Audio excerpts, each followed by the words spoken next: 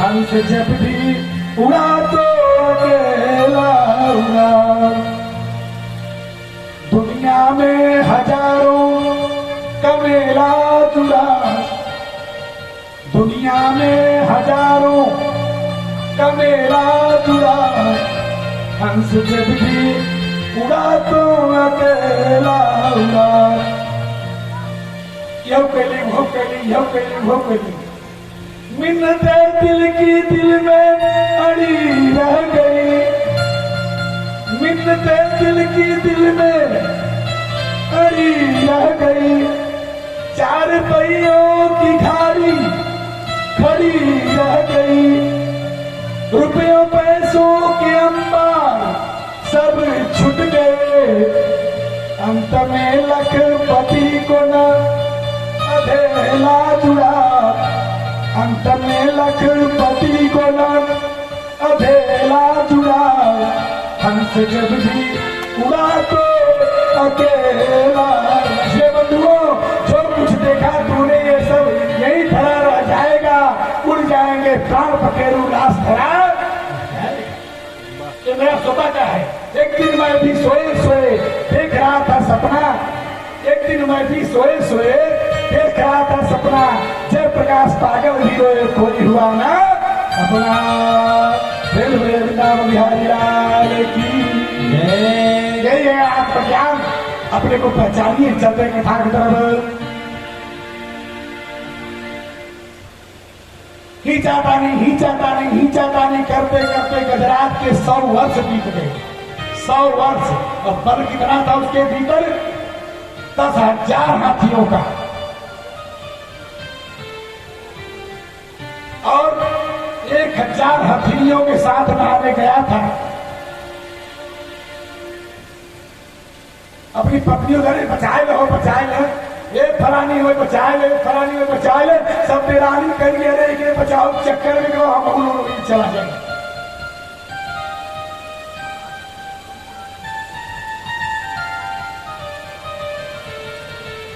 हम लोग चला जाए। सब छोड़ के चले गए। छोड़ के सब चले गए। कोई नहीं बचा। जब कोई नहीं बचता ना, तब भगवान की याद आती है बंधुओं। जब कोई नहीं बचता तब भगवान की याद आती है। सब दरवाजे जब आपके बंद हो जाते हैं, तो वहीं से उनका दरवाजा प्रारंभ हो जाता है।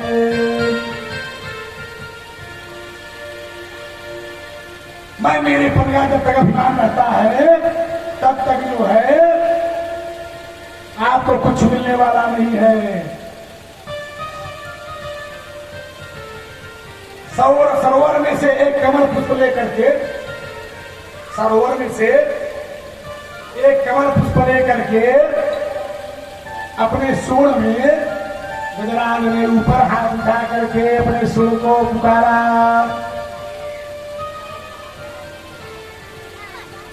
नमो नमस्ते खिलकारणाय, ईशकारणाय भूतकारणाय। नमो नमस्ते खिलकारणाय, निष्कारणाय भूतकारणाय। सर्वागमनाय महादेवाय, सर्वागमनाय महादेवाय।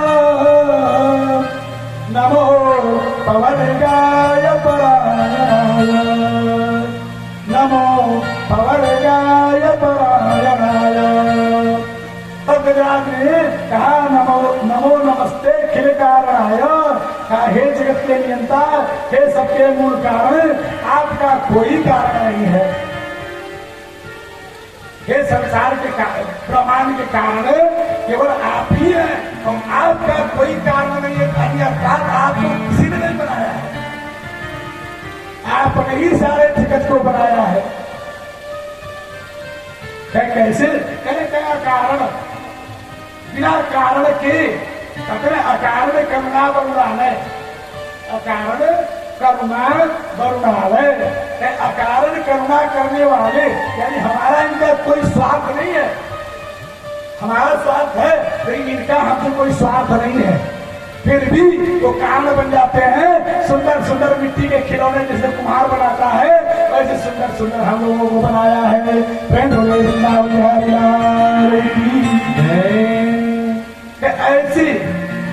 ऐसे प्रभु सर्वागमनाय महानवाय है, जो शब्दगण चलते रहते हैं, फिरते रहते हैं, विचरण करते हैं, आभासित होते रहते हैं। अर्थात कर बिन कर्म करई विधि नाना, है ना, यानी वो सुनता भी है लेकिन कान उसके नहीं है, करता भी है लेकिन हाथ उसके नहीं है। लेकिन कर बिन कर्म करई विधि नाना, वो नाना प्रकार के कर्म करता रहता है। पग बिनु चलई सुनई बिनु काना, पग बिनु चलई सुनई बिनु काना, अब कर बिन कर्म करई विधि नाना। मैं उसी परमात्मा को कह रहा हूं, नाम नहीं ले रहा है कि नारायण आए कि शिव आए कि जो है ब्रह्मा आए कि इंद्र आए, मैं उसे मैं कह रहा हूं। सारे देवता देख रहे हैं, समझ रहे हैं, लेकिन वो समझ ही नहीं रहे हैं, मेरा नाम तो ले ही नहीं रहा है। सब अपने अपने स्टार को लिए हुए अहंकार में डूबे हुए हैं। मेरा नाम तो ले ही नहीं रहा तो मैं क्यों जाऊं? वास्तव में वह कोई और नहीं है, वो केवल नारायण हो सकते हैं, जो निराकार भी है, साकार भी है, जो समस्त प्राणियों के भीतर समाहित है। हम में ओम, तुम में ओम, सब में ओम समाया है, कोई नहीं पराया जग में, कोई नहीं पराया है। हम में ओम, तुम में ओम। कबीरदास जी कहते हैं ना कि मोको कहा ढूंढे रे बंदे, मैं तो तेरे पास हूं। कर लो सबसे प्रेम जगत में, कर लो सबसे प्रेम जगत में, कोई नहीं पराया है, कोई नहीं पराया जग में, कोई नहीं पराया। ईश्वर सर्वभूतानां हृदय से अर्जुन स्थिति। और जब कमल में हाथ किए स्तुति किया, 20 श्लोक में इतने में भगवान ने देखा परम भक्त गणराज निष्कारण होकर के, करुणामय होकर के शरणागति को प्राप्त कर लिया है, अर्थात उसकी रक्षा करने वाला कोई नहीं है।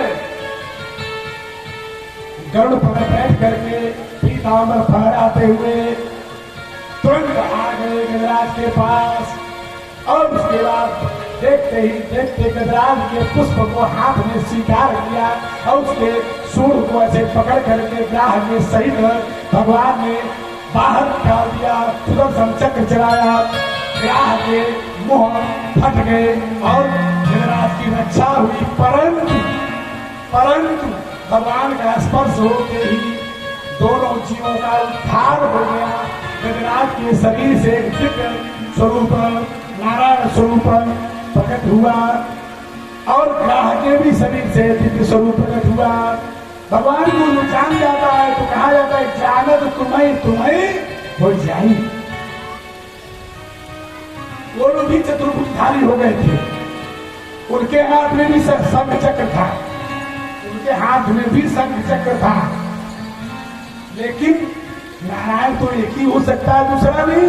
पहचान यही था, इन लोगों के हृदय में कस्तूरमणि दिखाई नहीं दे रहा था, इन लोगों के हृदय में ब्राह्मण शिरोमणि भृगु जी ने जिस रात से घात किया था वह चरण चिन्ह दिखाई नहीं दे रहा था। इसलिए ये सब नकली नारायण थे, असली नारायण तो केवल एक ही है, जिनके हृदय पर लक्ष्मी निवास करें, जिनके हृदय पर कस्तूरमणि हो, जिनके हृदय में भृगु जी के चरण चिन्ह बने हो।